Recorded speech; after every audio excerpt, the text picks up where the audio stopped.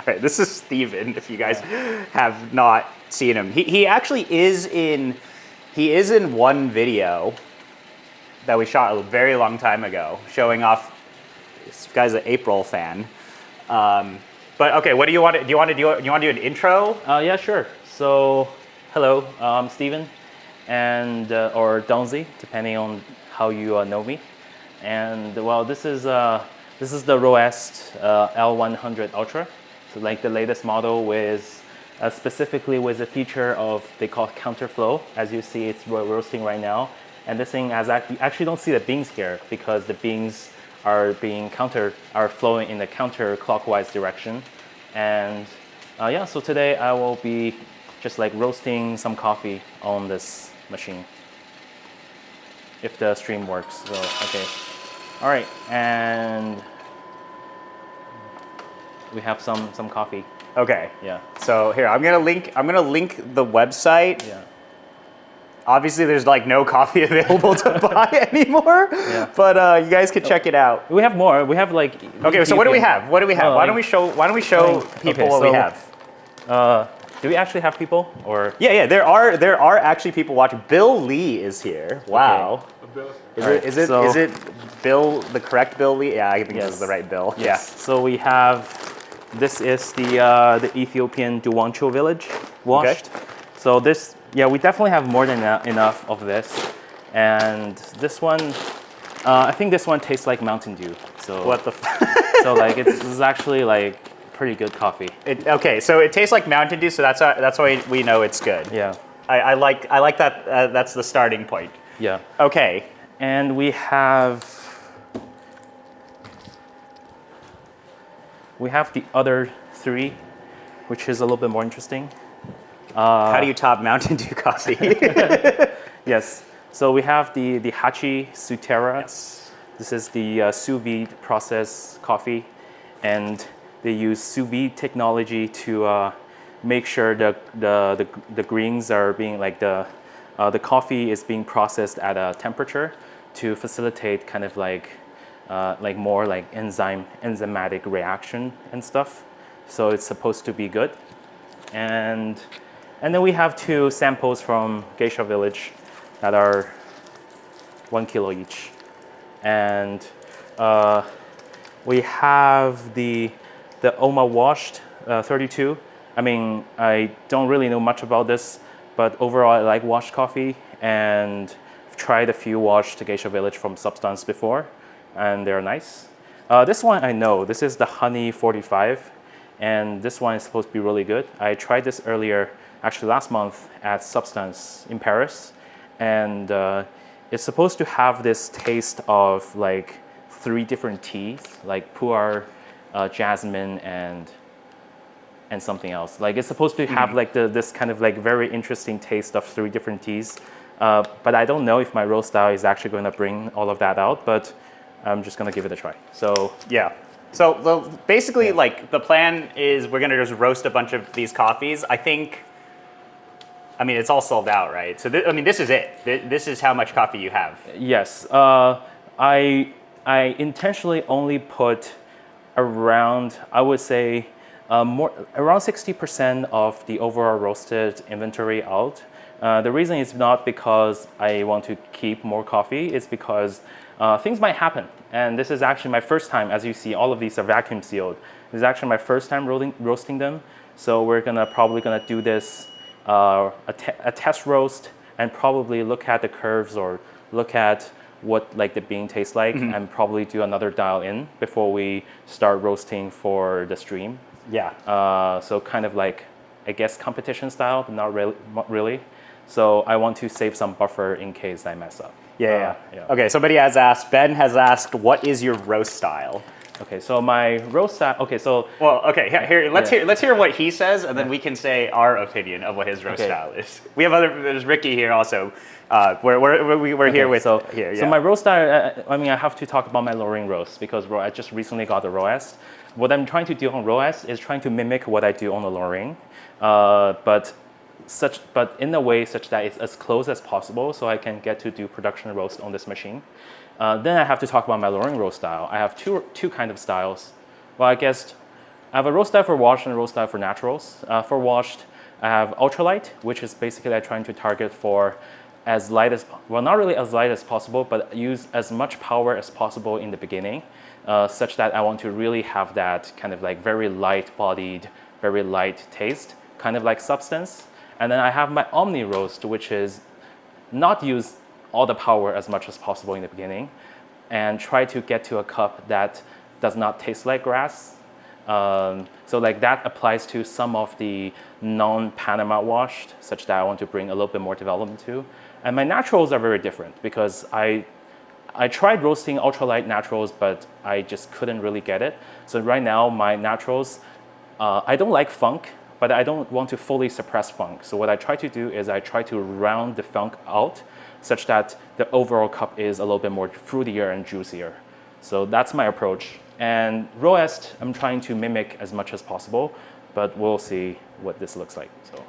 Yeah, so we're experimenting, but yes. pretty much like for those of you who enjoy those really, quote unquote ultra light coffees, this is pretty awesome considering there's one guy doing this right now. Definitely, if you enjoy substance, this is similar, at least in that realm, and it should be interesting to see how these coffees turn out because all of these coffees are all relatively clean right now. The ones that we're roasting, but yes. we're having fun and we're doing some test roasts, and we can also show you guys stuff. Yeah, I also have some funk, so yeah. We can do something if that's what people want. So should I just start roasting? Yeah, you can start roasting. Okay. Yeah, and then there are people asking questions already, but all right. It's like, okay, Rainier. Okay, hello, Rainier. Are you roasting at counterflow mode? Yes, I'm doing strictly counterflow mode because I found, first of all, it saves power. Like I don't have to like fully blast power. I only need to use like 40 to 50%. And second of all, I think the overall result is a little bit cleaner. It's less drummy. It's more kind of like an air roaster because the hot air is directly blasting at the beans. Yeah. But yeah, we'll see. Bill Lee is an ultra shill. Yeah. Yes. Yeah. Bill Lee has one of these. Yes. What drum pressure profile are you finding best, or that mimics the loring? So the interesting thing, so on this, you have the pressure sensor, and then so I can definitely notice if I do like. If I want to maintain the same kind of like temperature or same kind of like roasting curve, I can do like small fan and small heat, or medium fan, medium heat, or large fan, large heat.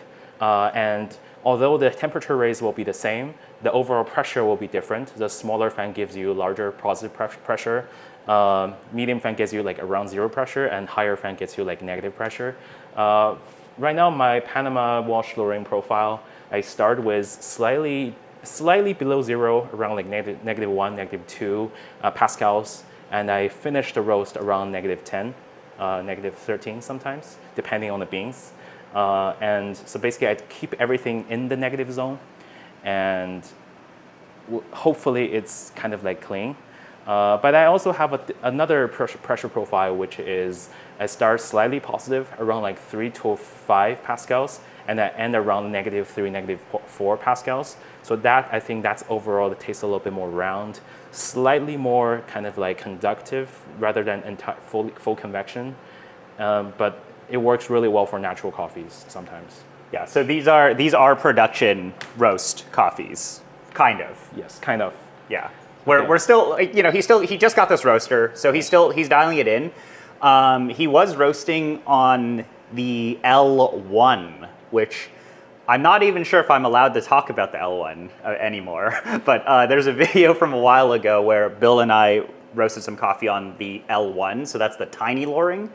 And then this is even, obviously this is a much smaller roaster, but yeah, he does his productions on here. So, more roast batches, but for coffees like this where you, this is it. Like, this is how much coffee he has for these really interesting coffees. We actually showed this coffee off in a different stream, but we haven't, now this is the first time we're roasting it. You have much more control over sub, like what is your batch size here? Like 100? 120 grams. 120 grams, yeah. So we will, okay, so we'll start just do an Ethiopian just to see if this thing works, because that's something I'm very used to and I already dialed in. And then we'll try to dial in one of these coffees and see how, roast a few batches. I mean, of course, I've received like, I don't know, like 30, 40 orders, so we cannot just finish them all. So I think what we'll do is we will start with every single coffee and we'll do the process and we'll see how much we can roast. I do have like a hard stop around like, I don't know, like 6:30. Yeah. So let's see like how much we're able to get through. So yeah, let's see how it goes, because each of these coffees handle a bit differently. Yeah. And then maybe if we can try tasting something, we can taste stuff. But this is for fun, and it's always great when we can get people to support these. Like he just kind of turned on his stores. Like this really reminds me of like the hydrangea stuff like a few years ago, where it's like hard to buy, and then now you have to start somewhere, and it's always awesome to be able to highlight these roasters, especially people doing very interesting things. Like this is really fun for me, at least. Okay, so you got 120 grams in there. And now set the profile to Ethiopia wash lowering. So it's something I already dialed in before. Charging around like 230 F. The ventilation setup is goated, yes. Yeah. This is the ventilation setup, yeah, by this the is way. the ventilation. I've got this like Korean cooked rice. This is actually great because it prevents the air from coming in, because sometimes if I turn on the AC, there will be like a temperature gradient and the smoke would just come right back in. Yeah. So this is actually great. It actually does the job. Do you have like an induction fan over there to like push the air out? No, I think this thing actually pushed things out, so it's okay.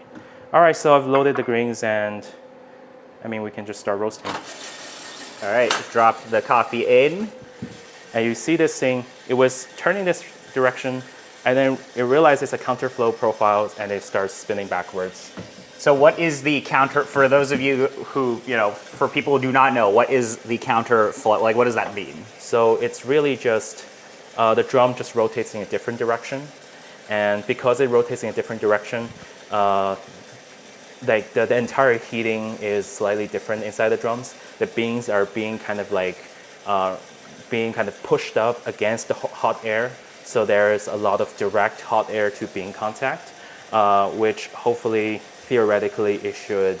Well, first of all, it can make the roast down much faster. Yeah. And second of all, there's less conduction to the overall drum, which makes the roast less drummy. Yeah, more convection, like yeah. lowering, which Yes. I know a lot of people like. It's on paper, it's more like quote unquote higher clarity, more definition, especially for coffees like this, which are very expressive, very nuanced. You want that definition. Mm-hmm. Whereas like, a lot of drum roasts, in my opinion, very round and sweet, much more forgiving. But if you're trying to chase for like max clarity and expression of the coffee, I personally find convection to be significantly more interesting. Yep. And so yeah, we have the graphs there. yeah, we've got graphs. We see the ROR. It shoots up to around almost like out of this graph, and it gradually goes down. I mean, this is pretty much what I'm trying to aim for. And then also specifically, I'm trying to mimic the similar ROR patterns I see on a Lorraine. So hopefully it will taste also somewhat similar, I guess. Do you run a warm-up routine? Yes, I usually just warm up by roasting just by roasting a batch of greens, and then this machine will just be fairly warm up. Yeah. Today, You're roasting this? yes, I'm roasting this. This is, well, thanks to Bill, this is actually some leftovers from last year. It's a really good washed coffee, but unfortunately I left this in my trunk for 6 months. So it got natural processed again in the bag. And then now it tastes a little bit funny. And today I've been using this as a warm-up batch because this bean actually it takes heat really well. So in order to roast this to a high temperature, you need to apply a lot of heat. And I believe it kind of uniformly heats up the system. But normally I just use like Kenyan or Ethiopian that I bought last year. Yeah, you just happen to have nice Esmeralda Yes. to test things. Yes, it's only for today. So Yeah, see, it's special today because Yeah. we're streaming. I mean, if you guys want to buy that coffee, like you can. Yeah. It's pre-roasted by the car. Yes. yes. Well, and the fun thing is because I've already dialed in the profile, I'm mostly just here waiting for things to happen, and I'm waiting for first crack. I usually mark first crack myself, and then I set it to like develop for a certain duration and just drop itself. So like the good thing about this is like once everything's set up, it's pretty much just replication, and because of a lot of the sensors it has, hopefully it is pretty stable. It's able to kind of like handle a lot of the environment differences across like different days. The more fun stuff is going to be what's going to happen afterwards, where we dial in these coffees. I've already made a few profiles, a few faster, a few slower, and we'll just have to see which one fits. Yeah. So we are just, 6 months in a trunk fermentation. Yes. Yeah. So we're basically going to do this for all of the coffees, like run through some profiles, and then if you guys have any questions, feel free to ask. But it's for fun. Can you talk a little bit about your profile journey on the baby loring from 0 to yes? Like, how did you find your profile on loring? This is a good question. So I think a lot of this, certainly I've got some influence from Bill. So I think I've learned a lot from his roast style. But I also want to go light. So sometimes I don't listen to him, and I just set the power to 100 and see what happens. And sometimes I produce very nice ultralight stuff. But sometimes I just produce like basically just raw things that just cannot be consumed. And I guess I have a lot of times without the reference, a lot of times I really just have to keep roasting, like copying or brewing and repeating this process and gradually finding the right kind of like profile or the right kind of like timing, because a lot of time it's not really about the profile, it's more about kind of the overall kind of cadence or the kind of the overall kind of like distribution, right? Like you spend like 3 minutes in the drying phase, which takes you up from room temperature to make a crack. Okay, so up from room temperature to like around like 320, 330 F. And then you have like the Meyer phase, which takes you up to the first crack, and you have the development. You cannot really adjust any single parameter. If you want to make a certain phase faster, you have to make the entire thing faster. And the reason why I know that is because I've done a lot of experiments just trying to making a certain phase faster, but I failed really miserably at it because I realized that I cannot really just change one thing. So it's a lot of like trials and errors over a year.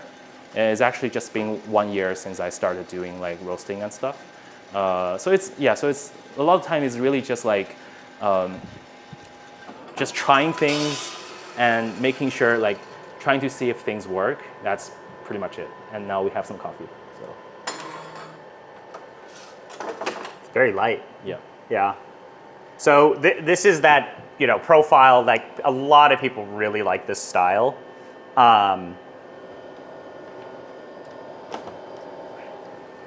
So I'm gonna move you guys closer if you guys want to see the beans. It smells nice. This is. I actually have not had Duancho in a year, so I'm very excited to see how this coffee turns out. But there are, I think, a few more bags left of this if anyone wants. But obviously, like we'll see if there's any leftover Geisha Village stuff. But I mean, that looks really nice. Yeah. Very light, clean. What do the beans taste like? Pretty like standard Ethiopian taste. Get a little bit of that kind of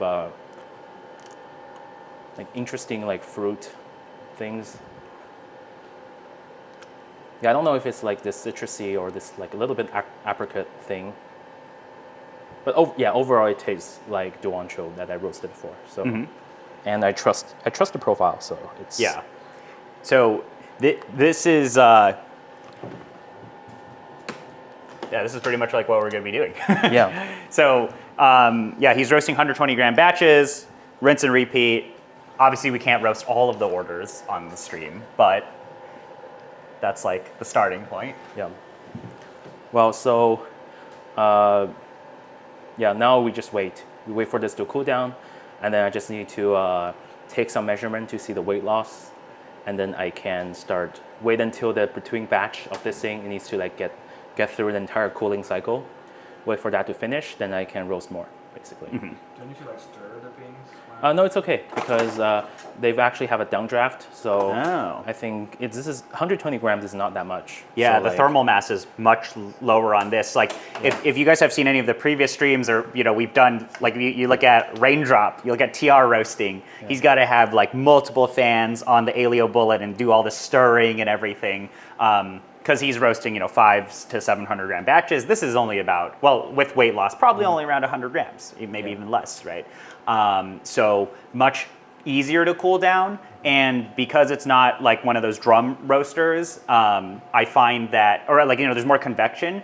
I find that like, even if you let the beans like stay there, you're not gonna get as much of that baked flavor.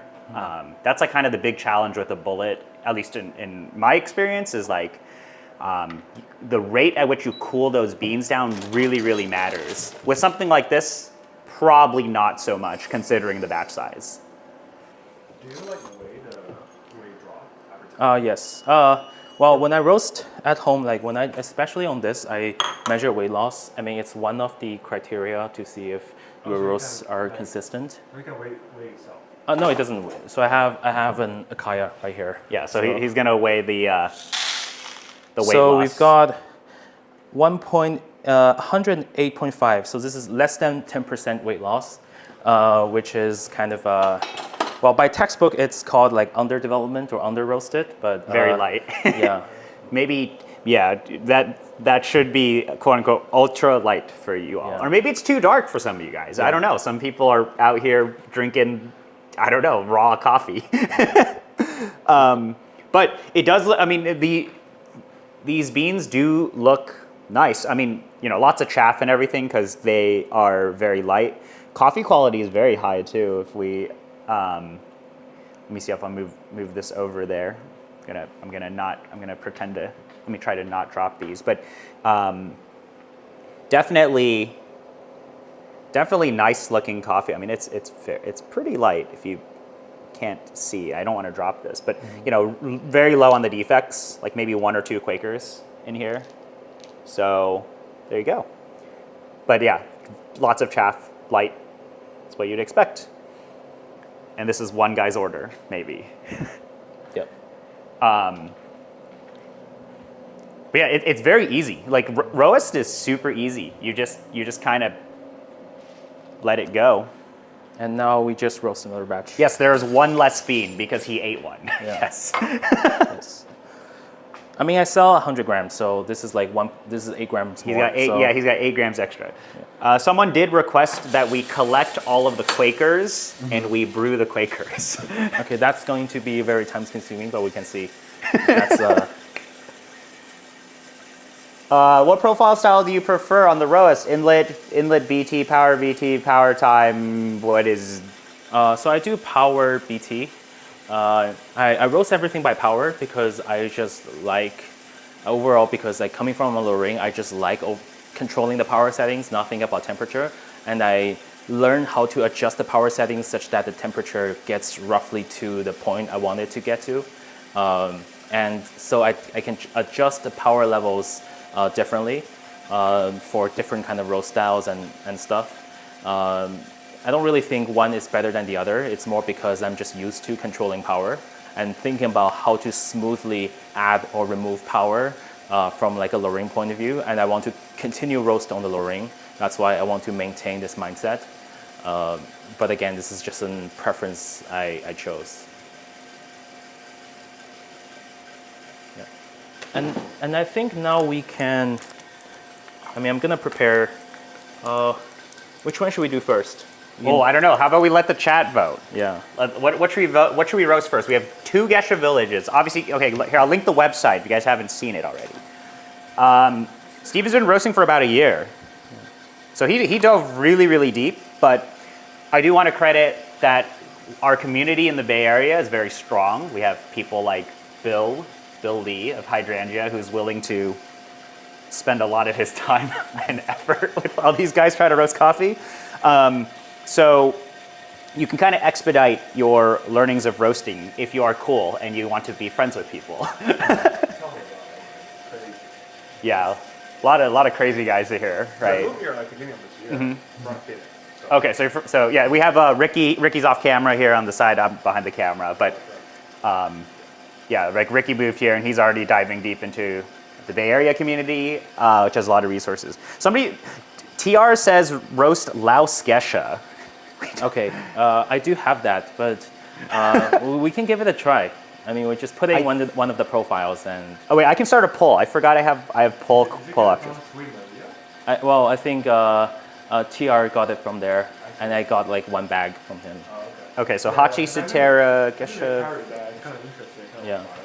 One is a honey, one is a washed, right? Yes. Okay, I'll just add these as options. Geisha Village, washed. Okay, here's a poll, guys. Vote on which ones we should roast. He does have the Laos Geisha from before.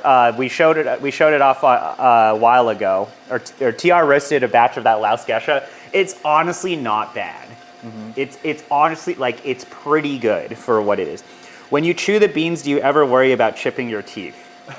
No, it's actually not that hard. Yeah. Like sometimes there are like a few hard ones, but I feel like a lot of the greens I purchase are actually they don't have stones in them, so like I don't have to worry about like actually chewing a stone. And It's like dried edamame. Have you tried dried edamame? Oh yeah, it's kind of like that. Like in the snacks, it's like it is kind of like that. yeah. Yeah. Okay, well, all right. Well, this is the vote right now. Yeah. People are actively voting right now. Let's right. wait. Yeah, let's go Hachi. Hachi. All right. We have honey. Okay, Hachi Sutera is winning. Here, let's wait 1 minute. I mean, we Okay, let's wait until this roast is done, and then we'll see the results. Yeah. Usually, like, how long does it take, like, after first crack? So I take around like 40 to 45 seconds. 10%? Yeah, 10%, roughly 10%. I used to drop a lot more earlier, but I just find that because the roasters are different, sometimes if I drop too early, if I make a mistake, for example, if it doesn't crack, and I drop it like 25 seconds into first crack, I might actually be just dropping right when the crack happens. And I get something that I don't like, basically. Oh, really? Yeah. But 45 seconds, it gives me a long enough buffer. So even if I didn't mark first crack on time, or if I've marked it early, at least I would get around like 20 to 30 seconds of development. It's just really personal preference, really. Yeah. And it's like about what temperature? Around 402 Fahrenheit, so a little bit above 200 C.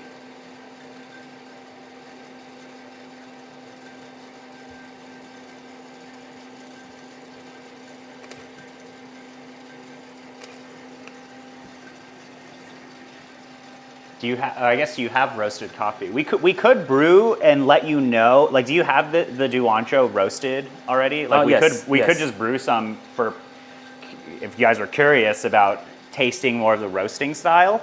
But I would say like this is well within expectation of what a lot of you guys like you have. It's not that it's necessarily harder to brew these coffees, but you can push them. You gotta maybe think a little bit more about them. Yeah, and for Roest, it's not crazy light. I think it's well developed. Mm-hmm. So I think give it some rest and just do I do a 4-pour, like, and then it will just bring out most of the flavors. Yeah, but I definitely think the nice thing about Roest, in comparison to other roasters that you can actually fit in your house, you can get much more expressive roasts with this. I would say that Bullet is more forgiving if you want to do like more production. You want to make you want to sell coffee to a bunch of people, make them happy. Like it really makes a lot of coffees taste good. But this is this is going to be that more higher clarity, more clinical presentation of coffee. Or you can push coffees in that direction, which is super awesome if you're having fun at home roasting coffee like this. Okay, Yeah. so Are we doing the Hachi? let's see. It is Hachi Sutera. Okay. Oh no, wait. We're tied. We're tied right now between Geisha Village Honey and Hachi Sutera. Always go vote Hachi. He's gonna go vote Hachi. Okay, Right. come on. Always go What is your favorite coffee? Great question. I don't know. There's so many great coffees out there.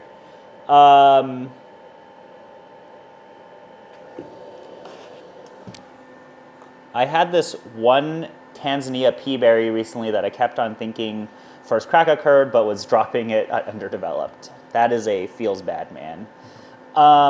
Why don't we blend both the Sutera and honey together and roast it? I mean, if you want to pay for it, sure. We can make a rainbow roast of something. Okay, it seems like Hachi Sutera has won by 1 vote. We will do right, Hachi Sutera. Let's do Hachi. I just need to review my profiles. So. Yes. Can you share some roast profiles of the Geisha Village lots? I can share a few of my roast profiles for the competition selections of CGLE. I have profiles for the entire selection. I think just DM Steven. Yeah, just DM me. Yeah.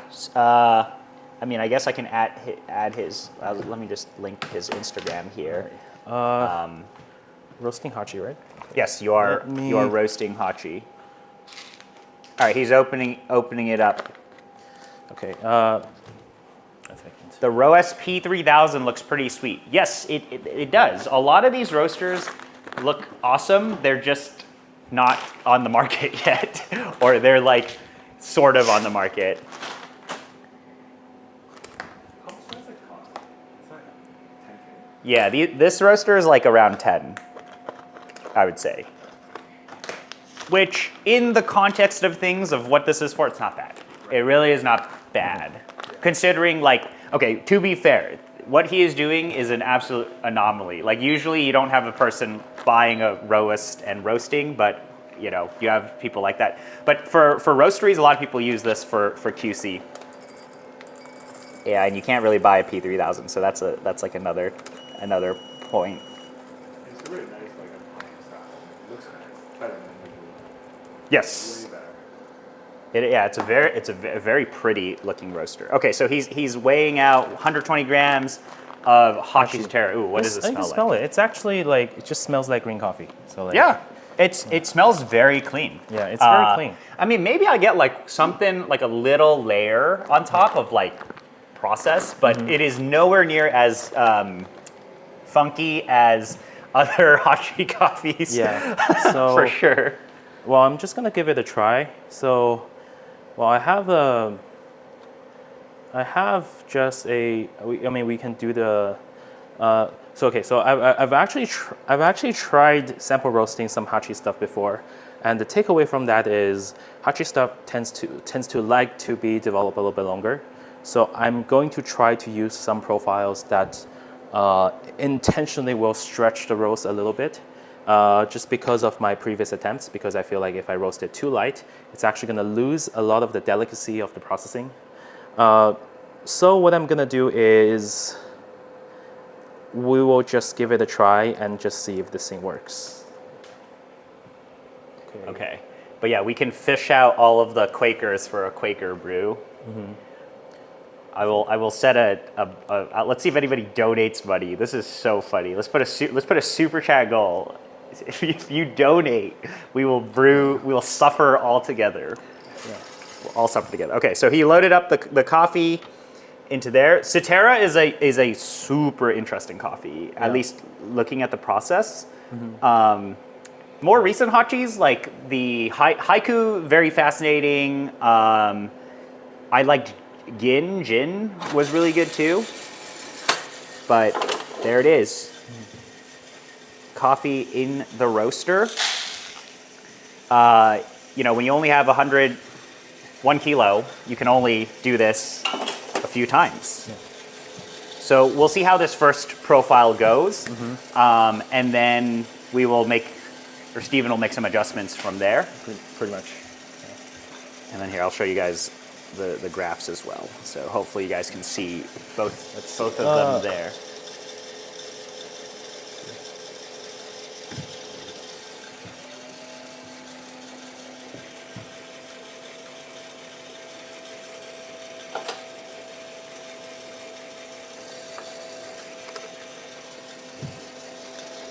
So we're looking at a turning point of 179F. That's around average.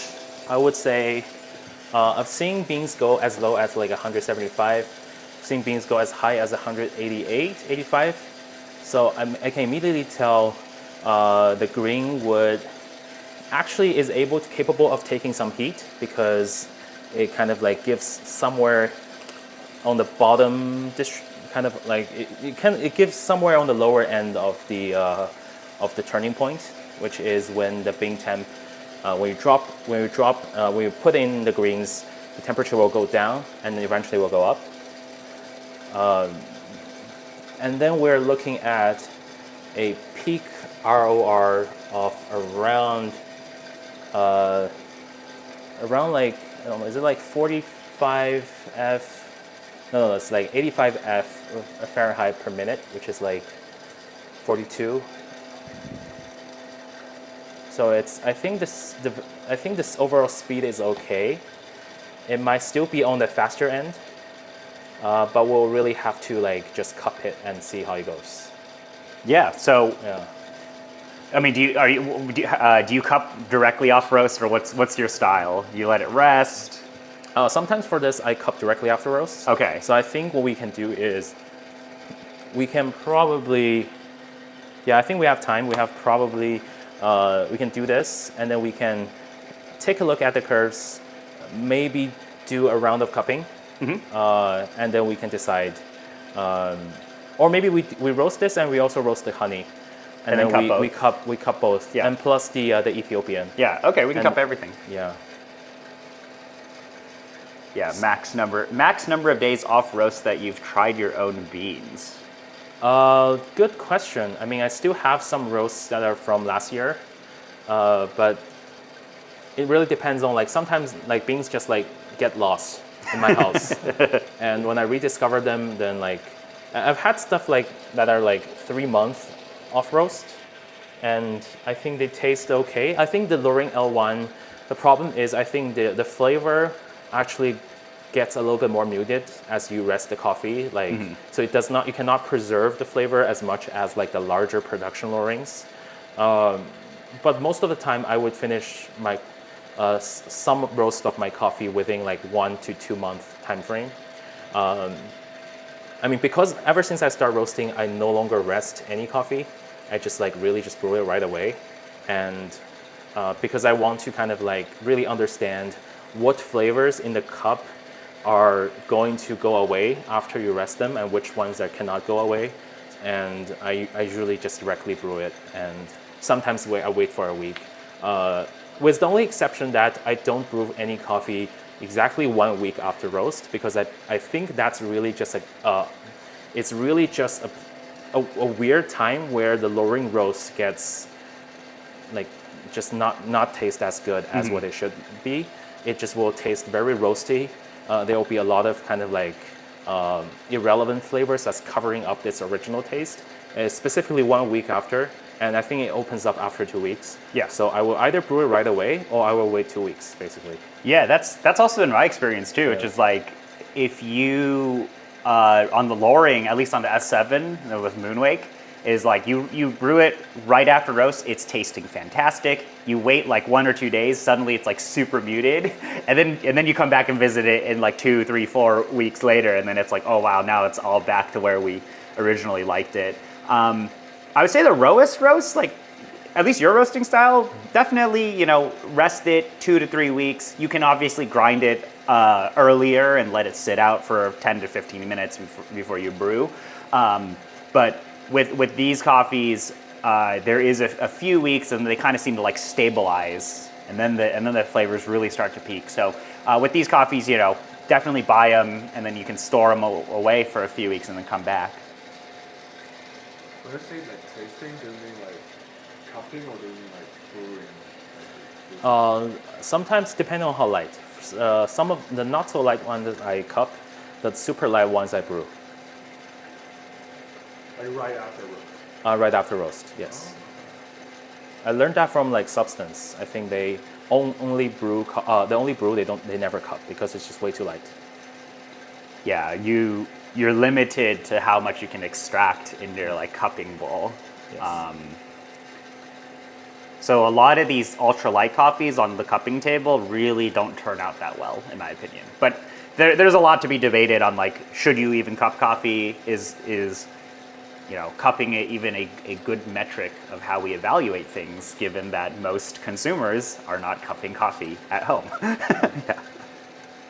Yeah. So one thing I would certainly want to improve in this roast is something on the curve I can immediately tell is that it gets a little bit too slow, I think. It might still taste great because I think Hachi wants to be roasted slower. But to me, like it almost looked like there is a little bit stalling that happens toward the end of the Maillard, which probably I need to compensate it by just bringing up the overall like heat by just maybe like just one click. But it might also just taste great because it's Hachi. So Yeah. So we'll just have to see if this is if it's really like that. But we're dropping. There we go. Look at that. I mean, that's visually looks good.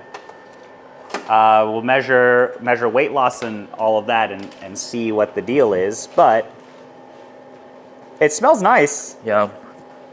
I don't smell any sort of like weird roastiness or anything like that. Yeah, I'm actually quite excited for this coffee. I've heard so many good things about this specific process, so it should be exciting to taste. But we'll see how this profile goes. A lot of this coffee stuff it's a lot of iteration. Obviously, we have a lot of data, which is helpful in making decisions on what to adjust. For example, like we have a question. It says, when dialing in the roaster, do you test roast a smaller quantity, like 50 grams? For me, I mean, like I think a lot of times like 100 grams, 120 grams is okay. Yeah. That being said, like I think 50 grams it's probably okay. I think 50 grams is good enough for you to try out the green, to make green buying selections. But in order to dial in a roast, I still want this thing to be as close to my production profile as possible, which I think 120 grams on this machine more or less gives me the same kind of momentum I get on a Loring. They might not be exactly equivalent, but at least I just had like a 6 minute, 30-second roast. On Lorings, I also do similar kind of like roast length, sometimes longer, sometimes shorter. So that gives me like roughly the same ballpark. It tells me how much heat the grain needs at the certain stages for me to make decisions on whether this thing can be brought lighter or a little bit more developed. So.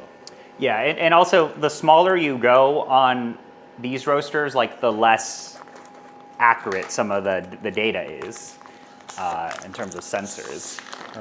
Oh man, look at that. And now we just do the honey. Hachi honey, let's give this a smell. It's also like super clean, like very clean. Yeah, wow. So I can definitely understand the tea reference because. So we'll cup Duancho, Sutera, and then this honey roast. And then we are going to probably end the stream after that, depending on time, of course. But we're doing, these coffees are looking good and they're smelling great. Just obviously we're gonna need to wait a few weeks before we have the full opinion. All right, he's eating a bean. What do you think? Can definitely taste a lot of quite some processing. Like it's not as clean, definitely not as clean as like washed, but it's also. I'm waiting for that like unpleasant bit to fade before I can taste any kind of like flavors.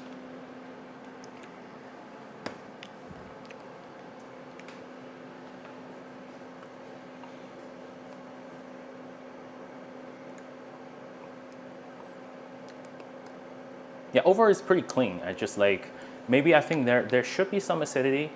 We'll have to see if it still preserves back in the cup, but it's definitely it's probably not as bright as like if we want to roast this a little bit faster. But then like we'll see how the cupping goes before we make the decision. Because if I want to make this fast, it's actually really easy. I just load up 100 grams instead of 120. And with the profiles, it will give me at least kind of like 30 seconds faster, which will probably like bring out a lot more acidity. But we'll just have to see how much of that kind of like processing is in the cup before we make that decision. Yeah, I mean, we can brew these, we can cup them. I don't know. Yeah. But okay, so he's weighing the loss right now. What's it looking like? This is actually a lot. This is around 106 grams. Okay, so 14 grams. Yeah, so we have...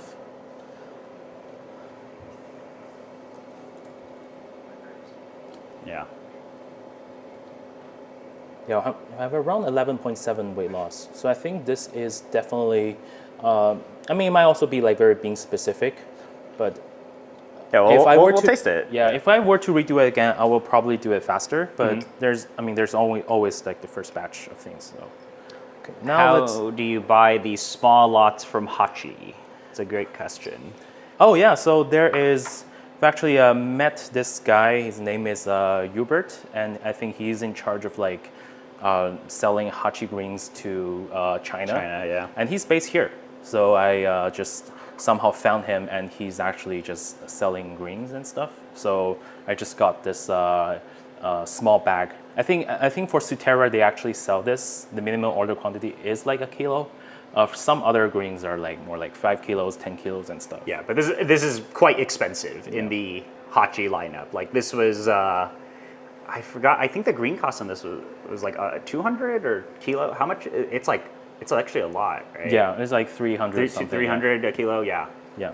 So that's why it's 30 something bucks, Yeah. which to be fair is way too low for how much you should be charging for this coffee. Yeah. Well, I'm still like dialing my profile, so Yeah. like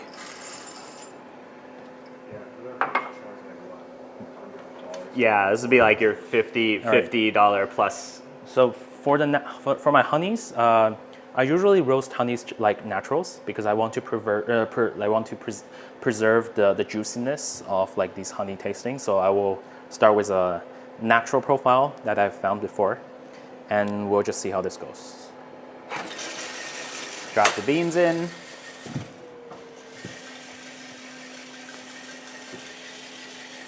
And all of these are all counterflow, so you can see it spinning the opposite direction. Yeah.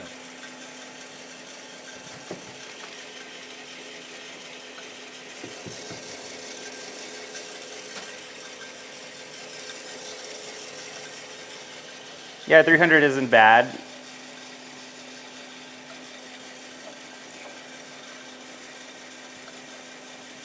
This is the Geisha Village honey. Yeah.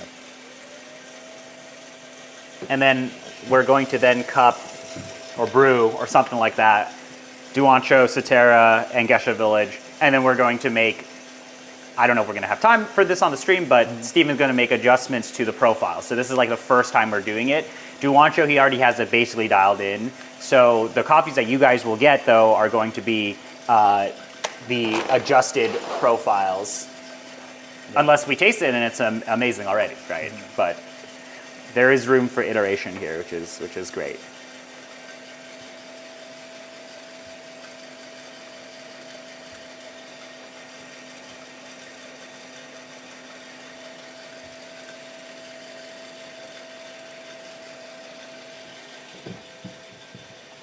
All right. Let's set up cupping. You want a cup or do you want to brew? I think. Oh, nice. Yeah. I think either works. I think we can brew because we don't have. All right. If we are brewing, I have to lower the heat basically. All right, we can do some brewing. Yeah. I'm excited.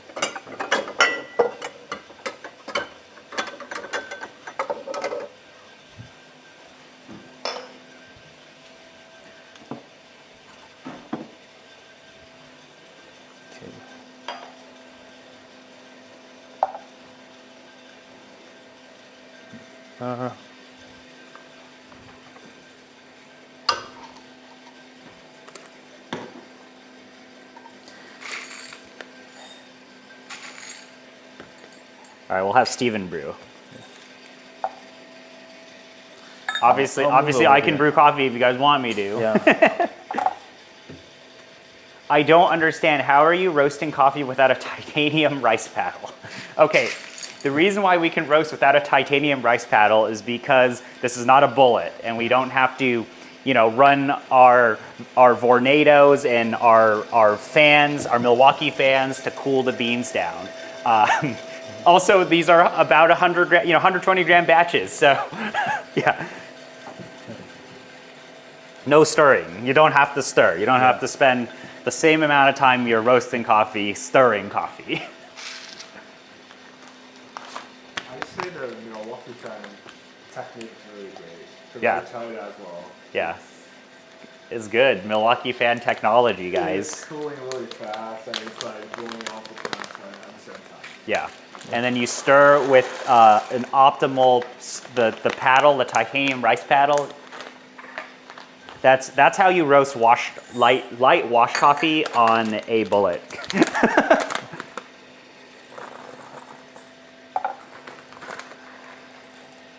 I think that's on the channel. No fume inside, no fume issues at all. No, yeah, you know, like this is already taking care of everything. We're not getting any weird like backflow or anything. So far, this is looking good. The overall speed of the roast I like. We're approaching 370F. We're still around, is it like 25 to 30-ish Fahrenheit per minute, which is still like fairly fast. Like it's okay velocity. I mean, the reason why I'm looking at this is I need to look at this, I need to predict the velocity of the roast at the end to make sure it does not stall. Because once it stalls, it takes forever to reach the first crack temperature. And by the time it reaches that, all the other like flavors, all the other stuff will already be gone. And basically we'll just drink something that's very browned out. So I like the overall speed so far. This is probably gonna take us into the expected range I want this to go into. Hachi was a little bit too slow, to be honest. Yeah. Well, we'll taste it and we can give people a good idea of what these coffees taste like, especially for those of you guys who are literally watching your order getting roasted right now. We can give you a good impression. Obviously, he's going to go and off stream, he's going to go and spend time to optimize the profiles. But you know, he's already making those adjustments. He's already looking at the graphs, telling you exactly how he wants to implement some sort of change on the profile. So that's a nice thing, is like you have all this data, you have all these tools, it's very easy to target whatever style you're trying to target. Yeah, for one thing I noticed for this screen, for this honey, is that it goes into first crack around 392, which is roughly 200 C. And it enters first crack pretty like violently, like such that the entire curve just like drops a lot, which probably tells me that I probably should not, I should maybe like reduce the power a little bit less, such that I will need to give it a little bit more space for it to just crack and basically release the energy, but also not losing too much energy. That's something I can probably optimize at a later batch. But as of now, I think overall I like the overall speed of this, so I don't think this is gonna taste bad. It's just that if I can even that little bit out, it will probably make the cup a little bit nicer, I think. So basically, it's just trying to apply a standard profile, understanding the behavior of the beans, and slightly adjust the things, and try to kind of dial in with the specific behavior of the beans. But this is it. So this is Donnie. Yeah, so we had Duancho at the beginning, Sutera, and Geisha Village honey. Now we're gonna set up for some brewing. I will flip you guys around, I guess, and look at some brewing. I miss clearing the chaff over the balcony as part of the process. Yeah, these are a little bit different than the bullet roasting. TR roast super chilled. Dongze is the wild one. Yeah, that's the difference here. This is so clean. This is too clean, right? So elegant. All right, I'm gonna move you guys real quick. I'll flip you guys around. I feel like the goal of looking at the curve, make the curve as smooth as possible. Pretty much. Yes. Hopefully things don't disconnect. All right. All right. How to brew. We're gonna learn how to brew coffee together, guys. Okay. Oh.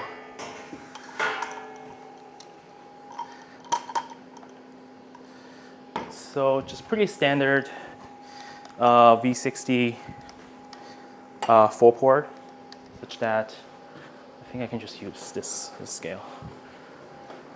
Commandante. Yeah.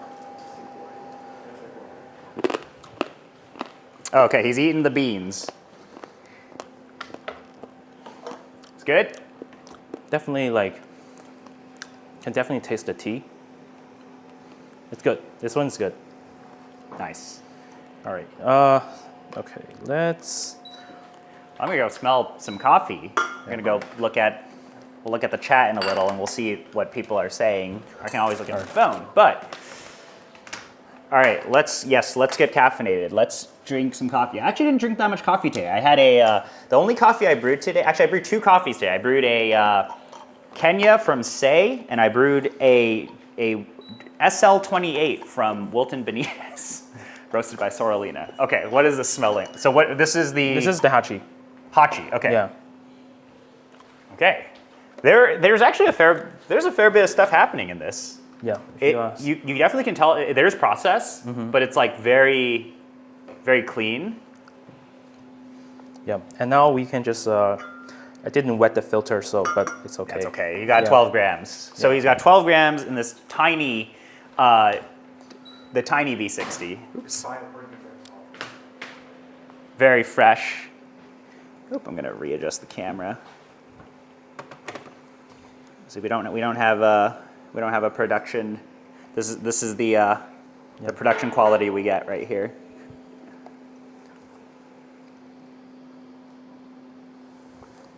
It's actually not bad. Not bad. Yeah.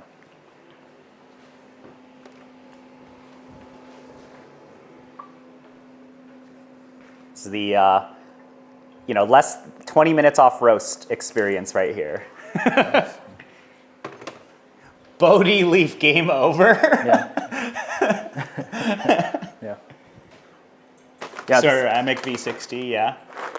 4 pours, I'm too lazy for that. Is that 4 too many pours?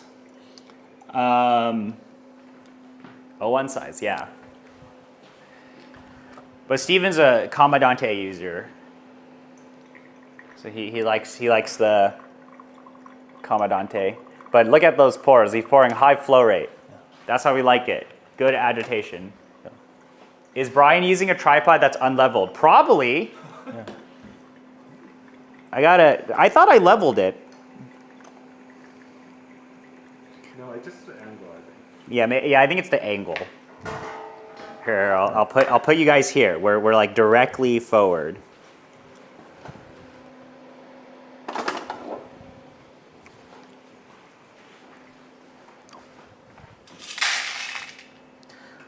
This is about 10% weight loss, which is pretty much what I want the honey to be.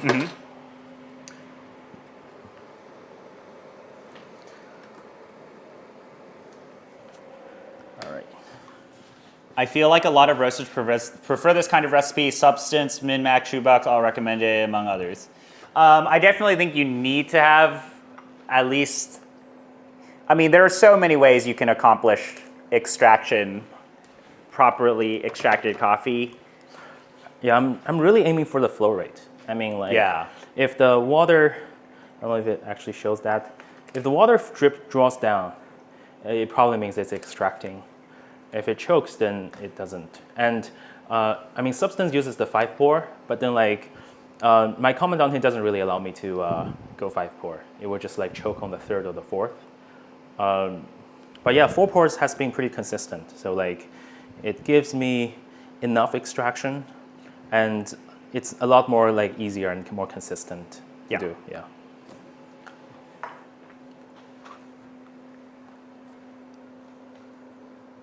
Yeah, if you want to push extraction, this is helpful.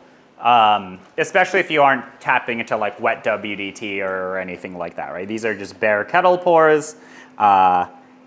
That's how you're gonna get. Okay, I think I leveled the camera finally. I think this is looking good.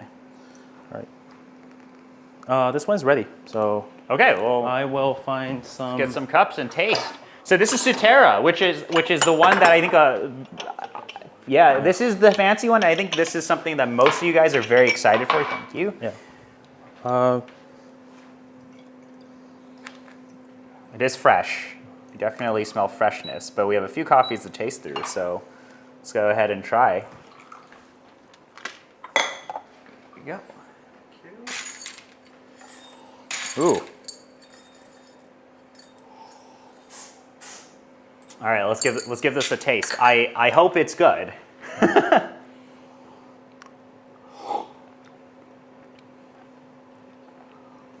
lot happening. Very, very sweet. It's layering. I mean, it's fresh. It is very fresh. What do you think so far? I really like the acidity. It has this kind of like, I don't know how to describe it, but it has this kind of really prolonged acidity that's kind of like, it's very hard to come across in purely washed coffees. Sometimes you come across like Ethiopians, if you roast them fast enough and with the right development, you get that kind of like acidity that really hits you. But this one, it's kind of like, Really balanced. it's pretty balanced. It's very balanced, and it's always there. So I think the sous vide process probably does pretty well for that to actually make sure that thing happens. Yeah. It has like some good body in it. Yeah, very just long linger. Like the extension is like all the way through. Still lingering on my palate. Yeah. Yeah, I think this tastes great. Obviously, we're gonna need to wait a few weeks for this to rest. I would be so curious for whoever's ballsy enough to pull this as espresso to do that. It's nice. It's very sweet. There is also florality in it, and you can taste layering. A lot of layering on it. So to be honest, I probably wouldn't really adjust, although I was kind of saying it was stalling on the roast. But I think maybe that much development is actually needed to bring out this kind of layering. Because if I go too fast, there's really just a risk of losing a lot of that. I mean, you probably get a stronger acidity, but you might actually no longer taste some of those like more complex stuff. Yeah. Like if you go too light, you lose out on some of the more interesting things. I definitely agree with like some of these Hachi coffees. It doesn't hurt to develop them more, especially when there's just so much sweetness and so much layering. So there's like so much happening here. How does this compare to Onyx? I don't know. I mean, I like Onyx. I'm wearing Onyx t-shirt, right? Depends on, this is tasting just as good as Onyx Southern Weather. Good coffee, by the way. Let's now brew the honey. Oh, wow. Okay, you should taste this now that it's cooled down. Okay. The acidity is more. Yeah, the acidity is really opening up. All right. Oh, honey's smelling nice too. This is great. I probably wouldn't change the profile if I were you, because that acidity is just really there. It's structured, but the layering is where I think the sous vide processing is so. I don't know how to exactly describe it. It's not thermal shock. It definitely is not thermal shock, but it is there. But it's just like, I haven't had a coffee like this where it just sticks onto your palate for such a long, long time. Did you design a label yourself? Oh yeah, Yeah. I like you have Chinese on it. yeah. I really enjoy kind of just creating random designs on like Figma and Figma? yeah. That's cool. I mean, previously I've seen a comment where people saying I do designs in like Microsoft Word or something. So like I wanted to do something different to show it is, it's being done in a different way. Yeah, ask Figma to pay you. Give you some stuff. Give you some Figma stocks. Yeah, when we do a collab, we can do a very funny label on this. Yeah. But yeah, your coffee will come in this, and it tells you. Here, I'll bring this up close so you guys can see. And I would actually change my label every month. So next month it's probably going to be different. If I run out of ideas, it's going to be the same. But if I don't, it's probably going to not look like this. Yeah, so you can see the name, the dates, Yeah. what coffee it is, what is it roasted on, all that good stuff. I'm very excited for this coffee, the honey that you're brewing. And then this label I showed you was the washed. Well, we didn't roast the washed on the stream, but these are looking great. Is there, like, usually like honey beans will have like more chops? What? Do like honey beans have like more chops usually? I think sometimes naturals they have more. I mean, they all have chaff. I think naturals they have like a little bit more noticeable chaffs. Sometimes it gets really hard or really like crispy. So that you can definitely notice more chaff that's on the bottom of that downdraft. Is there like wash, honey, and natural? Natural, yeah. And there are different types of honey. But I roast all honeys like naturals because I don't want to risk kind of like losing some of that kind of juiciness or fruitiness. Yeah.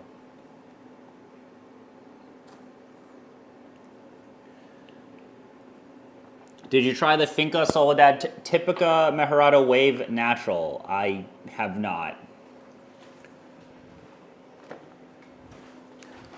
I mean, not recently. I did earlier this year. I had one. Very clean naturals. But he likes, he's doing 12 grams, lots of pulse pouring, but heavy agitation. So you see a lot of the fines getting pushed up everywhere. Good. I would say this is good extraction. I'm also using fridge water for those water enthusiasts. What's the TDS? I have no idea. You're gonna get canceled. This is no good. No. I mean, Mountain View actually has like pretty nice water, like in the summer. So. San Jose is really bad. Yes. It's like up and down by a lot. Yeah, if you're on the peninsula, it's better. But yeah, you go to San Jose and it's bad. Sometimes 200 to 500. Yeah, like sometimes it's good. It's like 50, but sometimes like even like 400. And how fine are you grinding, or how many clicks? Like 21. Okay. Yeah. So that's pretty fine for like. Yeah, But he's 12 grams. 12 grams. And 21 works on the 0.1 size V60. If you do the 0.2, it will choke. But for 0.1, it's actually, you can pour a lot more low, like at the lower height. Yeah, and you're pouring heavy too. Yeah. What kind of filter is that? What? What kind of The filter? paper filter. This is just the alpaca, and this is the substance like filter holder, and I also have this 3D printed things to cut them. So like I pre-cut them. Yeah. What do you mean to Or you could just buy L100 filters, you yeah. know? You could just do I mean, that. no, because you see like this filter basically disappears on the edge. It Right. feels like it's part of the Yeah, brewer it itself. looks better. Yeah. Oh, like, well, that like give you a different. Well, apparently it It's will. like look better. I mean, it looks better, and I just enjoy like stacking filters on this. Like, it's actually like pretty nice. Yeah, But that's cool. Well, it's pretty. It's pretty. That's 3 printed. yeah. I mean, we should try the honey. It's gone out. Yeah. All right, let's try the honey. So I know these are the coffees that a lot of you guys were all very, very excited for. Thank you. Ooh. Yeah. Yeah. All right. Cheers. Cheers. That's Geisha Village. Wow. Okay. Very sweet as well. The level of cleanliness on this is like up there. Tea. Yeah, it's very tea. It is very tea, yeah. Actually, I don't know, what kind of tea am I saying here? I was gonna say barley tea, like Korean barley tea. That's what I was getting when it was hot. Let's let this cool down. Trying to figure out what kind of acidity this is. Yeah, it's definitely very acidic. Yeah. Like, but I'm trying to figure out. But there's like an overwhelming tea component to this. Like I do get acidity, but then I'm getting so much tea that's covering everything up. But it's clean, and it's got this really nice sweetness. Definitely a more delicate coffee, or it's not as loud as the Hachi was. The Sutera was like, it's hard to actually go from Sutera to this, because this is on the such a different expression.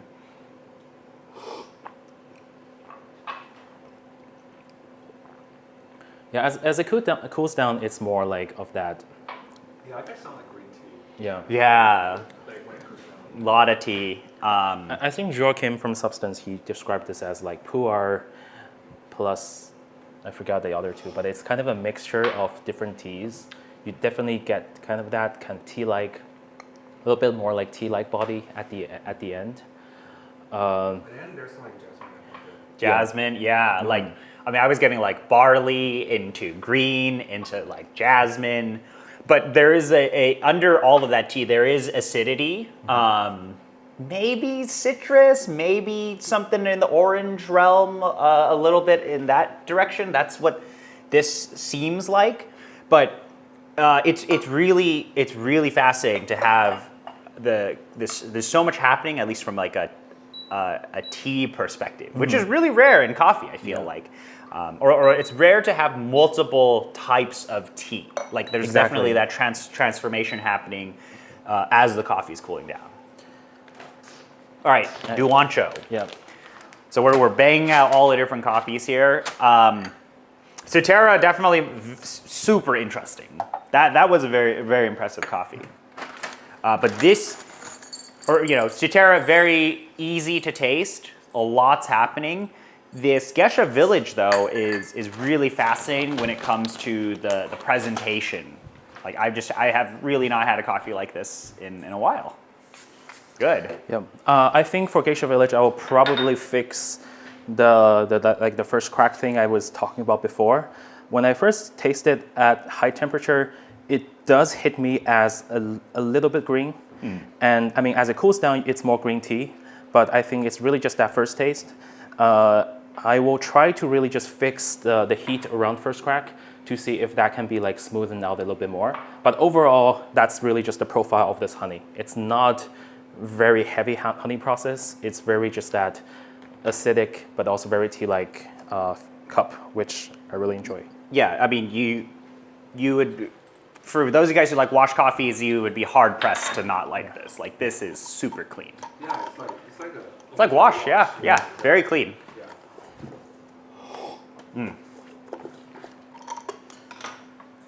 But I'd say that the roasting style here is really, really nice. Like the style that he's roasting, at least obviously, he's brewing it, so there's a lot of variables here, but the style is in that that ultralight world. It's very easy to taste. I think like the challenge for a lot of people is when you get into that ultra light world, sometimes a lot of these coffees can just taste like very papery, or they taste like nothing. What's nice about this is like, we're in that realm, we are able to taste a lot of those expressive notes, but also, you are using very expressive coffee. Let's see how this would taste like. Yeah.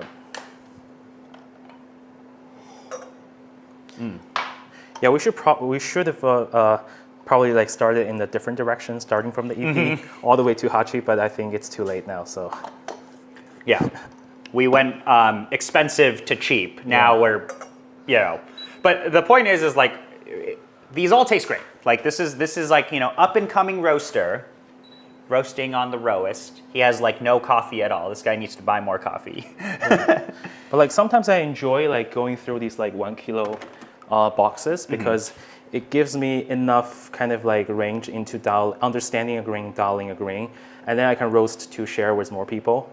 But yeah, like you guys have seen me like roasting. This will probably be me for the next like a few days because as you can see, this is probably like I can only do 120 grams at a time, and there's really just a limit on the quantity at this moment. Yeah. Yeah, but it's like this is the stuff that's really fun for a lot of people to see. Is like if you did want to get into roasting, right? This is what you can end up with. Like if you spend the time and effort to learn roasting, and you have to think about how many iterations and effort this guy's put in to get to this level, right? And for me, it's always just awesome to be able to showcase what people are doing, and it's just fun that you guys were able to come here when we're doing the stream and all of that. But the coffee is the way you guys can kind of taste the effort, right? Like once these get out there to you guys, please taste them, give him some feedback, let him know how he's roasting and all of that. But it's a very limited amount of coffee. So for those of you who got lucky enough and you picked up the coffee, spend some time and effort and reach out to him, give him some feedback, tell him if the coffee's good. Obviously, you can post on the Discord, but so far what I'm tasting is I think these are all tasting really, really nice, and I have a decent pulse on what you guys like. So that's why I can feature anybody in the world, right? But I pick and choose who I want to feature, right?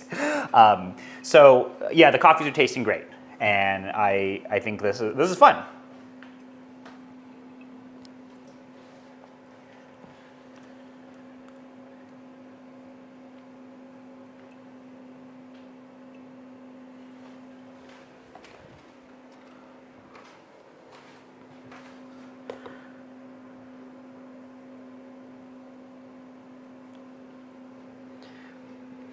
You gotta plug the Discord. You could be like, all right, join the Discord. I'm probably gonna take this and like cut it into a video, like roasting on the L100 Ultra, because the stream is really for people who want to catch it live and ask a bunch of questions. But we can do like a more cut down version. It seems like the flow is a bit slower. Yeah, this one I think it choked a little bit, but we'll see. We'll see. Well, how it's yeah. more normal Ethiopian coffee, right? Yeah. It's not Geisha.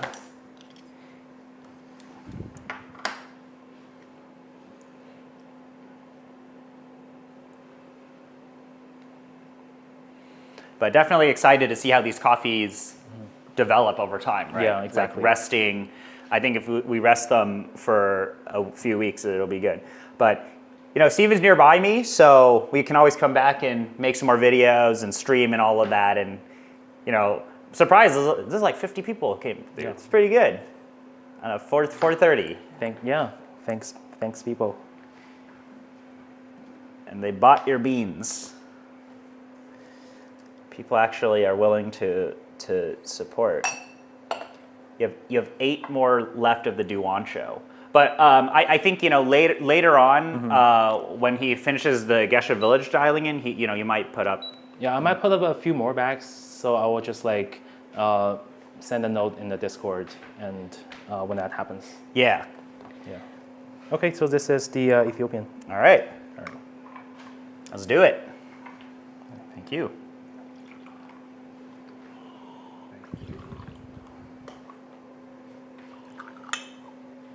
Cheers. Cheers.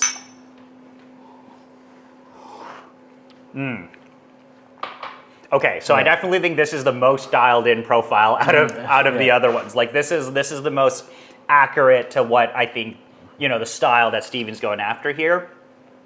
It's very expressive. Like this is what like, at least for me, I find that a lot of those ultralights, it's like they can skew towards being a little too muted at times, a little too boring. But I like this style where you get more expressive acidity. Then it goes into all of those like super delicate florality and delicate notes and all that. It's like we get so much more perceivable acidity.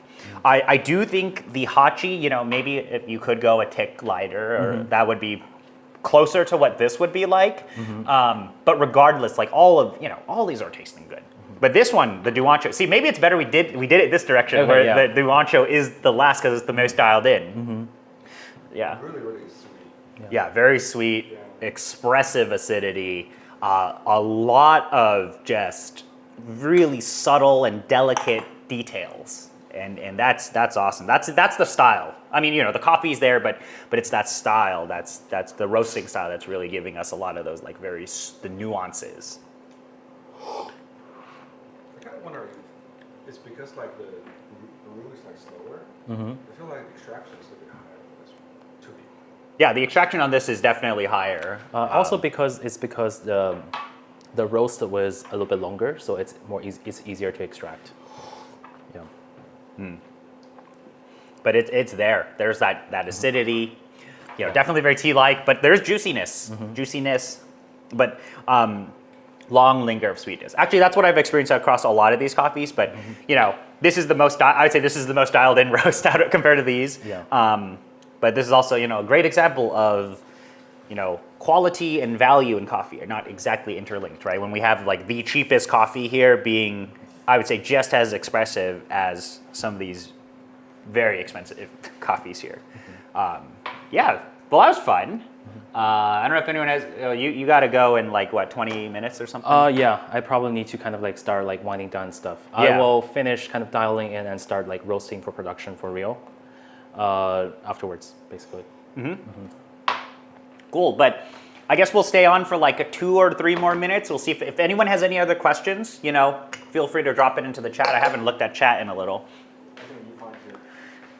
CR's here. Yufan's here. Is he outside? No, I mean like. Oh, okay, he's in the chat. Yeah. I was like, if he's outside. Yeah.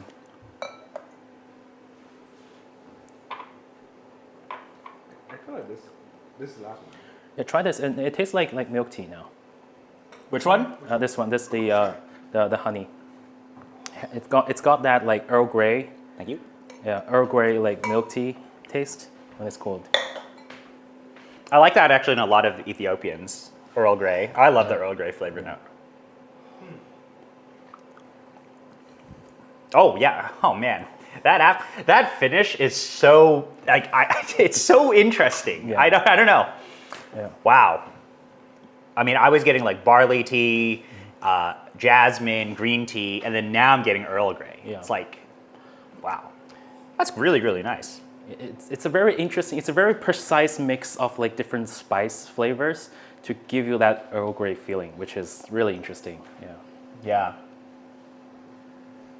So, okay, I think we gave flavor notes for a lot of things, or I guess like Hachi was the only one where we didn't really, like there's so much happening in the Hachi that I think it's a little hard for me to articulate. I was getting like citrus, actually this is the Hachi. I'll have a little bit, I'll have a dinky little bit, and I'll see if I can tell you what this tastes like. I mean, citrus acidity for me. Yeah. I was going to say seaweed or something like that in the layering. Like there definitely is some sort of like greenness, but not like green, more like kelpie or seaweed like. But such a long linger of sweetness. Like this is for sure, at least in my opinion, seems to be the sweetest coffee out of all of these. I was gonna say like I think perceivableness for like level of processing that's really amazing, but I think my favorite is either going to be between the Geisha Village or the Duansho. But maybe I like washed coffees, so I'm biased there. But I just have never tasted a coffee like the Geisha Village that's so like transformative with tea presentation. Yeah.